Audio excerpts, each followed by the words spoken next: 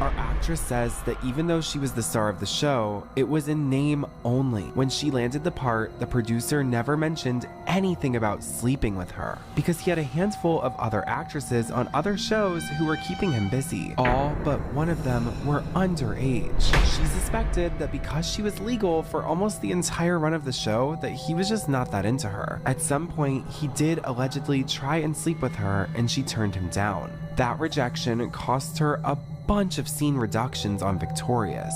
The next time she turned him down, her personal appearance offers began to dry up, and she was even in fewer scenes. Which, y'all, this does line up with Victorious. The final 2 seasons of Victorious, Victoria Justice is barely in, and Kat and Jade really take the center stage of the whole show. Anyway, continuing on with this blind item, meanwhile, this producer found someone else to sleep with, and who is also legal, but loved to roleplay super young. And the publication has identified this, allegedly, as Ariana Grande. She was getting the good lines and scenes. She was being offered crossover opportunities, and new shows were being developed for her. The producer also stated, pitting the cast against our actress. If you want your career to succeed, you took the side of the producer. If you wanted it to fail, you took her side. The producer started spreading lies about our actress. He did so regularly. When the show finally ended, there was no one out there who was willing to hire her because of all the stories the producer had been spreading. So when she did get work and asked for anything, or was a few minutes late from lunch or whatever, the stories would start again,